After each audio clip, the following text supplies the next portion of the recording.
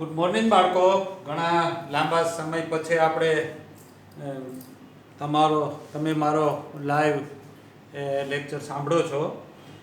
અને તમે unit test 3 પણ તમારી પહોંચી ગઈ છે મોટાભાગની બધાની. જેની ના પહોંચી હોય એ જે તે વિષયના શિક્ષકના વોટ્સએપ ઉપરમાં નાખવાનું છે. ત્યાર પછી એક બીજા સારા સમાચાર એ પણ આવ્યા છે કે બધા વિષયોના અભ્યાસક્રમમાં થોડું કટિંગ આવ્યું છે, કટ કરવામાં આવ્યા છે.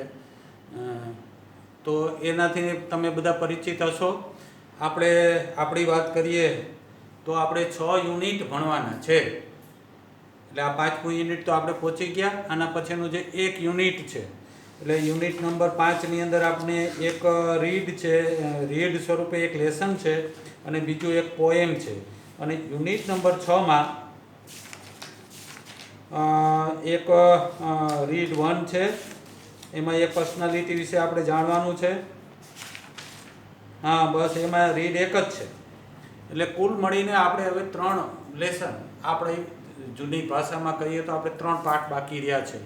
એમાં એક એન્સ કીડી વિશે માહિતી ભેગી કરવાના છીએ, પછી એક પોએમ છે અને ત્યાર પછી એક પર્સનાલિટી છે, એક વ્યક્તિત્વ છે. એ વ્યક્તિત્વ ભણવાના છીએ. તો 6 યુનિટ તમારે ભણવાના છે. એટલે એ બાકીના જે 7 થી 10 યુનિટ છે એ આપણને તૈયાર કરવાના થતા નથી. પરંતુ એટલે એક વસ્તુ મને ઘણા બાળકો મેસેજ કરે છે કે સાહેબ કે શું અભ્યાસક્રમ ને, તો અભ્યાસક્રમ તમારે કેટલો એ ખબર પડી ગઈ. તો 6 યુનિટ સુધીની 6 યુનિટમાં જેટલા રીડ આવે છે એ બધા રીડ આપણે તૈયાર કરવાના છે. ખ્યાલ આવી ગયો? 7મું, 8મું, 9મું, 10મું એ રીડ આપણે જે એના રીડ છે એ તૈયાર કરવાના નથી. એમાંથી કંઈ પૂછાશે નહીં. પરંતુ એ જે 7 થી 10 સુધીના એના જે ગ્રામર જે છે, ગ્રામર પોઈન્ટ્સ અને જે રાઇટિંગ એ પૂછાશે. એટલે ગ્રામર બધું છે 10 યુનિટનું, લેખન 10 યુનિટનું છે. પણ આપણે ભણવાના રીડ નથી ભણવાના, એના વોકેબ્યુલરી નથી ભણવાના, એ સેક્શન નથી ભણવાના. પણ બધા સેક્શનના જે લેંગ્વેજ ફંક્શનથી પૂછાય છે એ બધું આપણા અભ્યાસક્રમમાં છે. તો I hope that you may have got what you should prepare as far as our English syllabus is concerned. So are you sure? May I go on the next topic? Okay. So the unit 5, read 1, the title is ants. Ants. Ants. Is it? Ant मतलब કીડી. કીડી છે ને એનું plural છે ants. તો આપણે એક કીડી નથી ભણવાની, ઘણી બધી કીડીઓ ભણવાની છે. There are plural. તો there are so many types of કીડીઓ. આ જગતમાં કેટલી પ્રકારની કીડીઓ છે એના વિશે અને સુંદર મજાનું ઇન્ટરેસ્ટિંગ રીડ છે આ. અને મજા આવશે કે કેવા કેવા પ્રકારની કીડીઓ હોય છે. માણસ જેમ ઘણા પ્રકારના હોય, કીડીઓ ઘણા પ્રકારની હોય છે. તો જોશો. પરંતુ before that I think that આ રિલેટિવ ક્લોઝ છે એને થોડું રિવાઇઝ આપણે કરી લઈએ. રિવાઇઝ. પરંતુ એક આ શબ્દ છે રિલેટિવ. રિલેટિવ એમાં ક્રિયાપદ છે ટુ રિલેટ. શું છે? રિલેટ. રિલેટ કરવું એટલે માનો કે ધીસ ઇઝ ધ ટેબલ. તો ટેબલને રિલેટ કોને કરો? Which was on the second floor, કે જે બીજા માળે હતું એ રિલેટ કર્યું. એના ઉપરથી બીજો શબ્દ રિલેશન. શબ્દ આપણે કહીએ ને રિલેશન, એની ઉપરથી બીજો શબ્દ રિલેટિવ. રિલેટિવ એટલે સગાવાલા. રિલેશનમાં પડતું હોય એ બધું રિલેટિવ. ખ્યાલ આવે? એ બધું ત્યાંથી જ આવેલા છે. તો રિલેટિવ ક્લોઝ ભણવાના છીએ. જોઈએ રિલેટિવ ક્લોઝ તો ઘણું બધું. There are 2 types of relative clause. One is definite relative clause, defining relative clause. But it is not necessary to go deeply. But આ જે જેટલા મેં આપ્યા છે, who, whom, whose, which, that, when, why, where, આ સંદર્ભે આપણે થોડુંક રિવિઝન કરી લઈએ. એટલે આ ટોપિકમાં તમારે આપણે વાંચો ને તો એક લીટીની અંદર આમાંથી કોઈ હશે.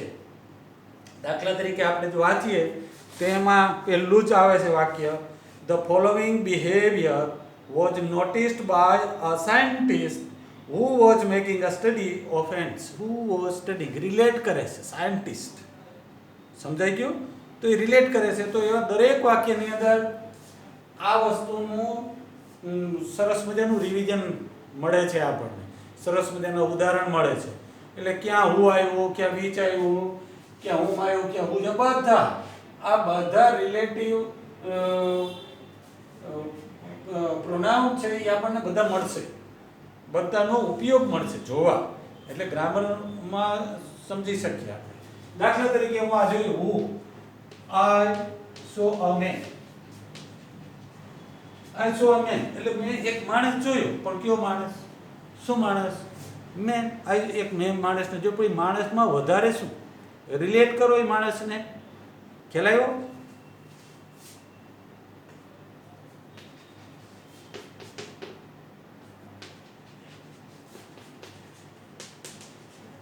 yesterday.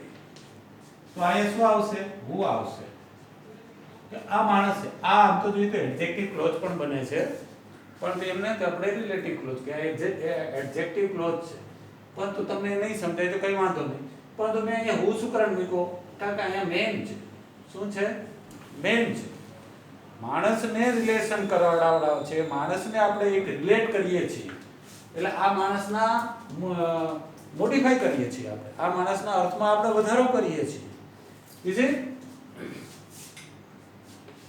I saw a man.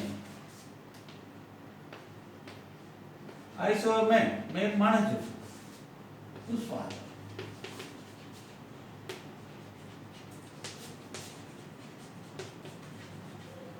તો I saw a man જ છે. અહીં મેં પુરુષવાચક સંજ્ઞા આવી જાય તો હું ને હું જ આવે. પરંતુ ક્યારેક ક્યારેક that પણ આવી શકે છે. પરંતુ અહીંયા I saw a man whose father, અને આપણે રિલેટ કર્યા કે જેમના પિતાજી એક ડોક્ટર હતા. બરાબર? I saw a man.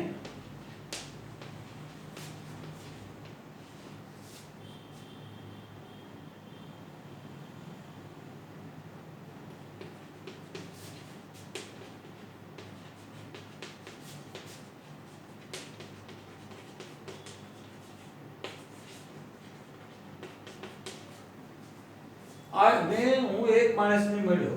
whom, જેમને local people respected greatly. Local માણસો જેમને. ઓ એટલે કે અહીં કોણ નહીં હો, કોને નહીં. આ પ્રશ્ન સર્વનામ નથી. Interrogative pronoun, these are not, but something different. એટલે આ હું હશે તો શું એનો અર્થ થશે? કે જે.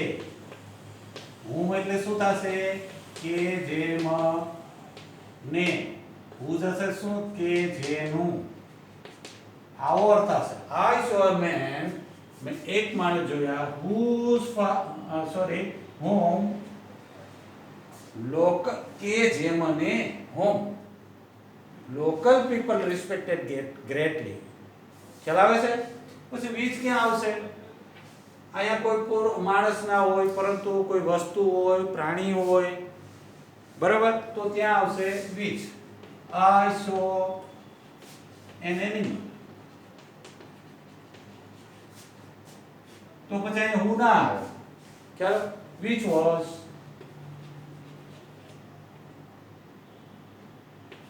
running fast. which was running fast. તો which સમજાઈ ગયો? what.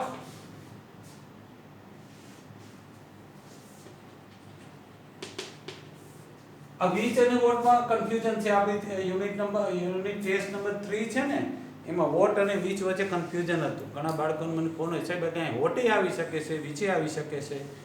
પરંતુ આ વાત માટે આવે છે. I agree. માનો કે આ વાક્ય છે. I agree.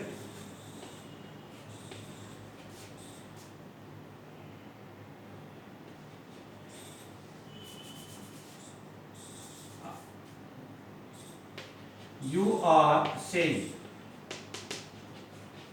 You are saying તમે કહી રહ્યા છો, આઈ એગ્રી હું સહમત છું, તો આ શું આવશે વોટ. આ આખું વાક્ય કોન્સેપ્ટ હોય છે. જો આખો કોન્સેપ્ટ હોય આ કોઈ વસ્તુ નથી. ખ્યાલ આવે છે? દાખલા તરીકે આઈ ડીડ, મેં કર્યું, I did what you say, તો અહીં which ના આવે, કારણ કે આખું વાક્ય છે I did what you say, તમે શું કીધું, અહીંયા which ના આવે. ખ્યાલ આવે છે બરાબર? તો એ વોટ. પછી when, it was morning, it was morning, સમય દર્શક હોય સમય, તો તે અહીંયા શું આવશે, it was morning, તો એ સમય છે. it was noon, it was night, it was dark night, it was my birthday, તો એ when, તો આ સમય છે તો અહીંયા when આવી શકે છે. પ્લેસ હોય તો શું આપે, it was a place, તો આ પ્લેસ આવી જાય તો where. હવે પ્લેસમાં શું કે હોસ્પિટલ હોય, ટેમ્પલ હોય, ખાડો હોય, રૂમ હોય, રોડ હોય, આ બધા પ્લેસ છે. જો પ્લેસ ના અર્થમાં વધારો કરતું જો ક્લોઝ બનતું હોય તો એ વેરથી બને. Is it? એવી રીતે વાય તો reason, this is the reason, this is the reason. So reason આવી જાય તો અહીંયા શું આવી જાય, Y. This is the reason why I was absent yesterday. Sir, this is the reason why I was absent yesterday. So, આ જે બધા relative clause છે, relative pronoun છે, it will be revised in this read. Is it? તો ખ્યાલ આવી ગયો મિત્રો? તો થોડું આપણે રિવિઝન કરી લીધું. Let's move to our read.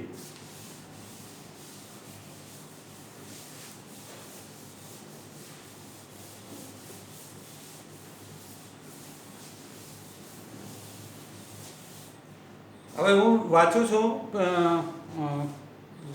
First sentence we have already red. Let us repeat it. The following behaviour એટલે શું, નીચેનું વર્તન. વોઝ નોટિસ્ડ, સાદો ભૂતકાળ પેશી, જાણવામાં આવ્યું, નીચેનું વર્તન જાણવામાં આવ્યું. કોના દ્વારા? બાય એ સાયન્ટિસ્ટ, એક વૈજ્ઞાનિક દ્વારા જાણવામાં આવ્યું. એ વૈજ્ઞાનિક ના અર્થમાં વધારો કરતું બીજું એક એડજેક્ટિવ ક્લોઝ છે, મોડિફાઈ કરે છે સાયન્ટિસ્ટને. કોણ સાયન્ટિસ્ટ? તો કે હુ વોઝ મેકિંગ, જે બનાવી રહ્યો હતો, અ સ્ટડી, એક અભ્યાસ બનાવી રહ્યો હતો, ઓફ સ્ટડી ઓફ એન્ડ્સ, એ કીડીઓનો અભ્યાસ કરી રહ્યો હતો. Who was studying about ants. એના દ્વારા એક નીચેનું વર્તન જોવામાં આવ્યું. તો તમે આ પેરેગ્રાફમાં એક વર્તન કીડીઓનું છે, how do ants behaviour in this condition. ખ્યાલ આવી શકો કે કન્ડિશન છે, એક એમાં કન્ડિશન છે કીડીઓનું. એ કઈ કન્ડિશન છે? એ કન્ડિશનમાં કીડીઓ મુકાણી તો એને વર્તન કેવું કહ્યું? How did the ends behave in this critical condition. કેવી રીતે કહ્યું? how did they overcome their job? એનું કામ હતું એણે ઓવરકમ કેમ કર્યું? how did they succeed in their mission? એના મિશનમાં કેમ સફળ થયા? તો એનું વર્તન છે કે એણે આવું વર્તન કર્યું, આવું આયોજન કર્યું, and they succeeded. Is it? જોઈએ.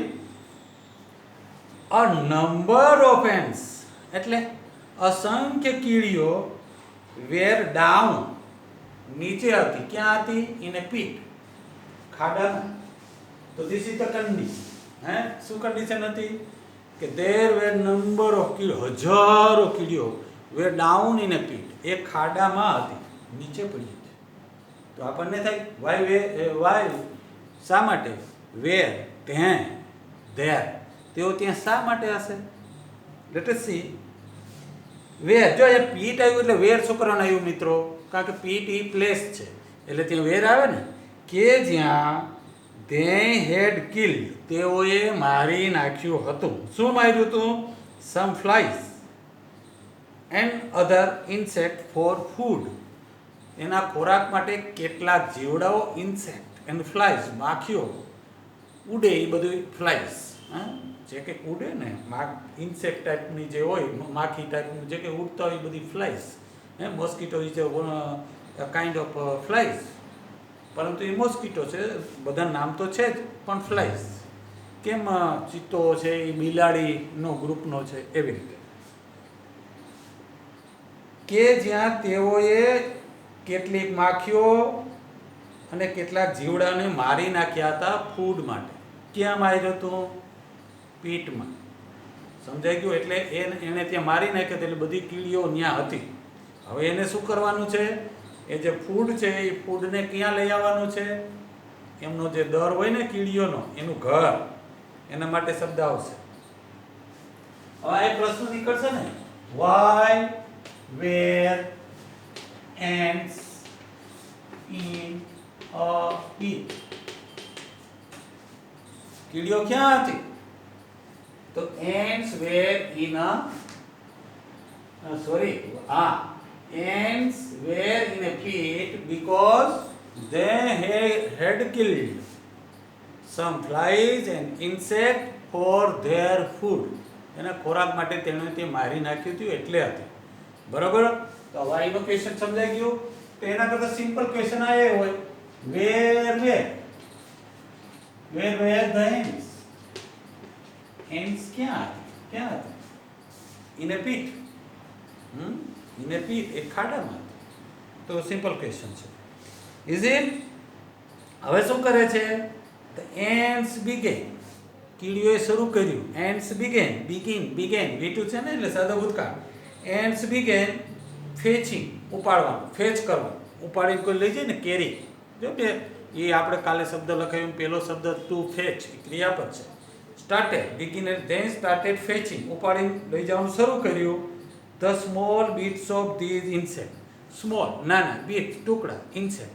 હવે ઇન્સેક્ટ તો નાનો હોય પણ